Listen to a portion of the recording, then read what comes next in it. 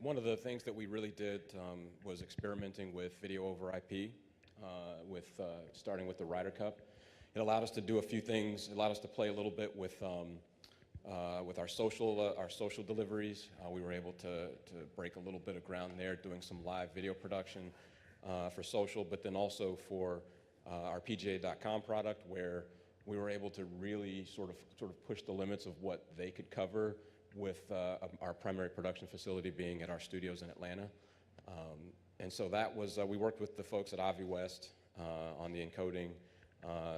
We worked with our service provider Level 3, or CenturyLink, for the IP space. And we turned out what I thought it ended up being a really, really good production. A lot of our production folks were very happy that we were able to deliver as best as we could. We also had a couple of cameras that were dedicated to that particular production. I think all in, between that, being able to utilize our own studio facility, I think we enhanced with using a golf simulator, because one of the things that we like to do on PGA.com is we also like to instruct. And when we're local or domestic, we're able to actually have a golfer go out to the putting green and do some demonstrations out of our remote studios. But in this case, we were able to keep all of that and still have a production that was very much on par with actually being on site. And leveraging largely the public internet, I mean. Correct, right. And in fact, that was probably the bigger one. And obviously, you have to be very calculated when you make a decision to do something over public internet. But this seemed like one that we could work through, and it was something that had been tested a few years back in Scotland. Not much press about it, but so we'd seen the concept work, and so that was pretty exciting. What do you have to show us here?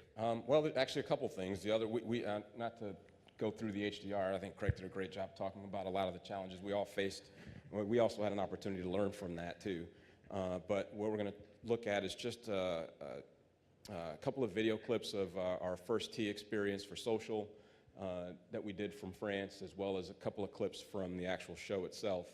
And then finishing, one thing that we learned when we did the Tiger Phil golf event in Las Vegas is we really learned how compelling content can be, and the notion that everybody's going to kind of get to step inside. Why are you smiling, Jason? I see you over there. We all wanted to make a joke when the match came up, but none of us are going to, because we're all polite, and everything went perfectly. There was nothing that went wrong. It did, 100%.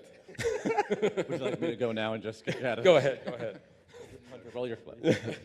Well, let's take a look. Let's take a look at it. Let's take a look. So this was the first tee experience.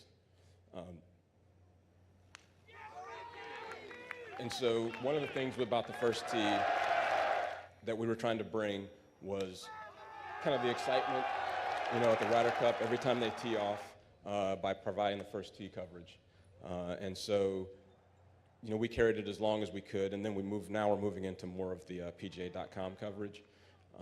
And again, what you're looking at is, still 100% produced in Atlanta.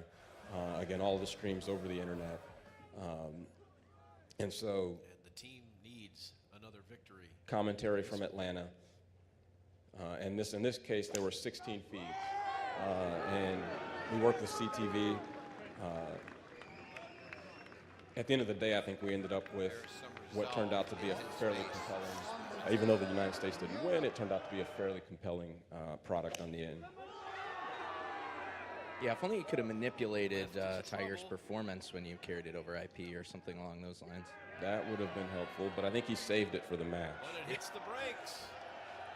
Fairway. It is pandemonium in Paris. And so this is the studio component. So we were able to bring it back into the studio multiple times to provide a little more in-depth analysis. You want them right back out there. And then you had a chance to see the simulator in the corner, which we used a few times. So probably the first and last nice thing I'm going to say is thank you for all you've done for the game, for this opportunity. It's definitely going to be the last thing. That's probably the last nice thing to say. So From right here. It almost feels like it wants to go a hair to the right the first half. I totally agree with that. Yeah. It's almost right down Broadway, isn't it? I got no problem with that. Okay. all right, so let's look at this here, because that flew quite a bit shorter than it should have. So we had hurt. So we're at least back to San Diego numbers, and I think a little bit under because of the cool. It's gotten a little bit chillier. Oh, it's slow, but going up against that valley there. Right. Or is this? I'm in the neighborhood of maybe a cup, maybe just more than a cup. I don't think it's more than a cup. Not more. Not more than a cup, Just no. more than a cup, maybe just under it then. Yeah, I like that. Yeah, knock it in. What do you got? Yeah, I don't want to win like this. Come on, let's go. You're going to knock that anyway. Let's go. That was cool. That's good. So, and I think, again, sort of what not that there was necessarily anything in the world of technology that we broke using wireless microphones, but I think what, sort of what was sort of proofed out through this is that the content itself was truly compelling in terms of everybody wanting to really step inside the mind of a Tiger Woods. What is he thinking about when he's looking at a putt? What is he actually seeing, especially if you're a golfer, which I am not.